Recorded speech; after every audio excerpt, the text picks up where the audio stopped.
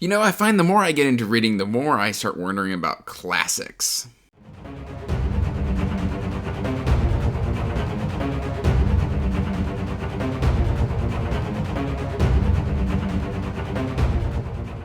Hey everyone, welcome back to Andrew's Wizardly Reads, and as always guys, I am Andrew, and today we are talking about all the classics that I have collected within the last year because I'm starting to develop a little bit more of an interest in older books. But before we get into all of that, please do me a favor and like this video and subscribe to the channel, because if you don't subscribe to the channel, Dr. Philip Chase is going to give me a failing grade on my fantasy final. So please, please, please help me avoid a failing grade. And after you've done all that, you can check the description box down below for the newly revamped Wizardly Duo Discord and information about my Patreon, my PANGO books, and all my other social media. So, in no particular order, some of these I've read, some of these I've sampled, some of these I've been wanting to read. Let's start with one of the ones that I have read a fair bit from. And that's going to be Sherlock Holmes by Sir Arthur Conan Doyle. I have here, I believe, this was a gift from my buddy Nico, and this is just from a Race Point Publishing collection. But I have definitely read Study in Scarlet. Oh, I can't even remember which one. So let's see. I've read Study in Scarlet. I know I've read Hounds of the Baskervilles and stuff like that. Anyway, I love Sherlock Holmes. There's just something about detective fantasy that really, really appeals to me. Not applies to me, appeals to me. It's something I've always been interested in. Sherlock as a character is something that has always drawn my attention. I always loved adaptations. You know, I watched the Robert Downey Jr.'s. I watched the Benedict Cumberbatches. I watched, there was Elementary. I forget the name of the actor. I watched that TV show. I loved Henry Cavill as Sherlock in the Enola Holmes adaptations. So I just love Sherlock Holmes. So one of these days I will finally be able to look into this camera and say, I've read all of Sherlock Holmes. But it's not going to be this day. It's not going to be anytime soon. But yeah, no, that is definitely something I'm very interested in. Now, this is one I've read about 25% of, and this is The Count of Monte Cristo by Alexandre Dumas. And I've read about 25... Oh, I've got staining on my cover. Oh, no! That's the problem with a cloth-bound book, is they get stained very, very easily, and then when they get a deposit, it is there forever.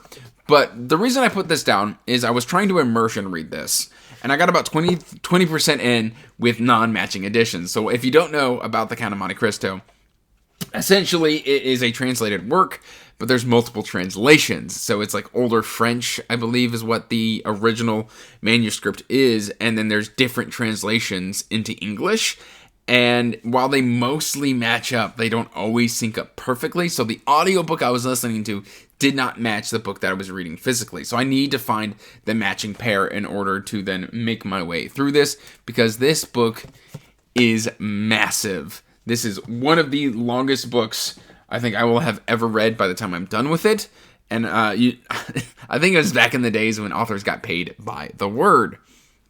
Up next, this is totally my buddy Mike's fault, and I thank him for it. We have got Barsoom, or John Carter of Mars, and I've got this lovely Barnes & Noble kind of Gilded Edge edition with the ribbon mark in it, and Edgar Rice Burroughs. This is the first 5. 1, 2, 3, 4, 5. Yes, this is the first 5 collected. It's Princess of Mars, The God of Mars, Warlord of Mars, Thuvia, Maid of Mars, and The Chessman of Mars. I've never actually read Edgar Rice Burroughs, but from what I understand, Edgar Rice Burroughs was like seeing, like, he was playing like 4D chess back when everybody was just playing 3D chess type of deal. He could see so far into the future, and like this is technically sci-fi, very, very early sci-fi.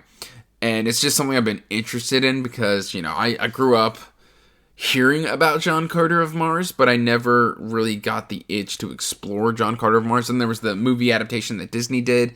I never really got into that. But yeah, we will see. Now, something I read as a kid, but I remember very little of, and then very recently I was gifted a copy of this book by my grandfather as he's just downsizing all of his belongings. He's 90, living in Florida. And he gave me an Easton Press copy edition of Herman Melville's Moby Dick, or The Whale. Very gorgeous edition, Gilded Edge, Easton Press. It's got that ribbing on the spine. I love it. This is illustrated. And all I remember really is "Call Me Ishmael." And that's like the opening line of Moby Dick, but it's like almost required like reading for certain like college courses and stuff like that. And there's some great themes and analyzations to be had on obsession and just everything that goes into that. So I do want to get back and reread Herman Melville's The Whale, or Moby Dick, or The Whale, I should say. And it's just something I've been kind of curious about revisiting for the last almost 2 decades, I think. Because when I first read it, I was very much like an early teenager, to kind of age myself a little bit if I haven't told you how old I already am. And then something that very recently popped on my radar, we were downsizing my mother-in-law's house to kind of get it ready for sale. She had a whole bunch of books in there, including a lot of classics. And one of those classics was the complete works of Lewis Carroll, and this includes Alice in Wonderland and all of its associated literature. And this is a big, thick book. It's very, very tiny text, but it's also illustrated, which I think is also really cool. I've never felt the urge to read Lewis Carroll until about the last couple of years, when people have been saying that, Alice in Wonderland is a good read. And I'm like, well, you know what? I've only ever seen the Disney movie of Alice in Wonderland. And of course, like the live action one, I think I saw snippets of the live action one. I don't think I've ever actually watched the one with Johnny Depp as the Mad Hatter. Hatter.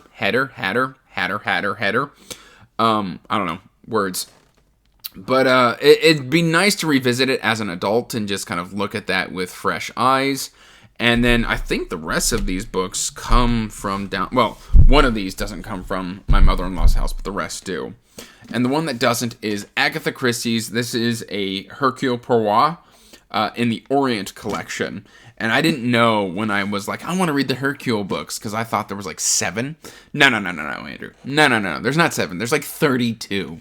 Agatha Christie wrote a ton of Hercule Poirot books. And the one Agatha Christie books that I really enjoyed, but I read it in high school, was I think And There Were None. I really enjoyed that, but then I never continued reading Agatha Christie, and through conversations with my friend Patricia Meredith, I've wanted to rectify that. And now I have a chance to do Murder in the Mesopotamia, Death on the Nile, and Appointment with Death. So those are something that I want to kind of experience in the near future. Then John Steinbeck is something that I read in middle school, and maybe it was high school? Oh gosh, I don't know. I'm getting to the point where like middle school and high school are starting to kind of blend together a little bit. But I have been hearing about East of Eden by John Steinbeck. I've got this nice deckled, you can see right there, the deckled edges. It's got French flaps. I'm a sucker for a French flap with a deckled edge. And I don't know a whole lot about East of Eden, only that it's a legendary like Steinbeck novel. So it's just something I kind of want to explore in the near future, see what it's all about, figure out what all the fuss is about, things like that. Same here with Jane Eyre, and this is by Charlotte Bronte. And basically, I pulled a copy of Jane Eyre that was just destroyed from my mother-in-law's house. And we were taking a lot of those books to half-price books. Again, deckled edge, French flap, and illustrated by Dame Darcy. But basically, I was just like, oh, look, it's Jane Eyre. And like that ratty copy, I like flipped it open. And I started just reading 2-3 pages of it. And I was like, you know what? Like, I know it's a gothic romance, but this actually kind of appeals to me. So I wanted to give it a shot. So when we went and took a bunch of the books to Half Price Books to Sell, I kind of traded up editions of Jane Eyre and got this copy.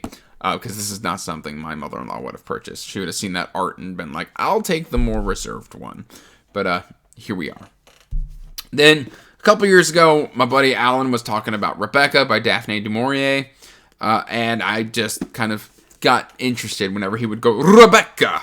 So I kind of wanted to know what all of that was about. I think this is another gothic romance, but at the same time, it still kind of sounds interesting, including du Maurier's original epilogue, the material from her personal notes, and essays. So this is not probably a copy I would have ever picked up off a shelf. I don't really like the style of the cover art, but again, we'll figure out what it's about because I don't really know anything about that one. my cousins were always telling me that I needed to read Ernest Hemingway, and so I found a copy of Farewell to Arms in my mother-in-law's books. And I know it's like a First World War story. There we go. It's got a bunch of macho men in it going to war and stuff like that. But I'm excited to experience Hemingway because, growing up, you always hear about Hemingway and as being this amazing author, and I've never read a word, I don't think. Outside of maybe a couple poems, I think he might have done some poetry, and I read some Hemingway poetry, I think, in college, but that's about the extent of Hemingway that I've read.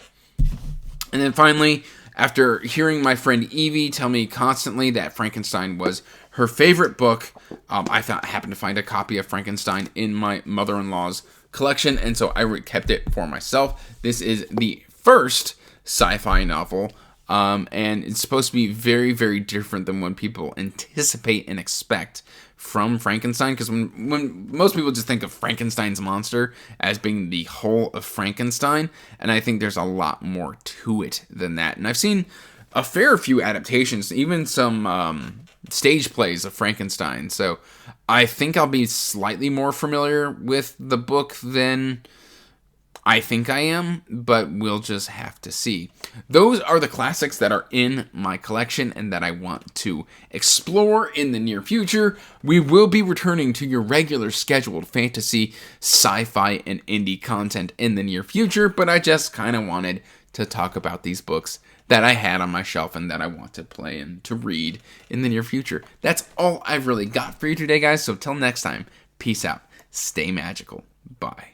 And as always, I want to give a huge thank you to my patrons.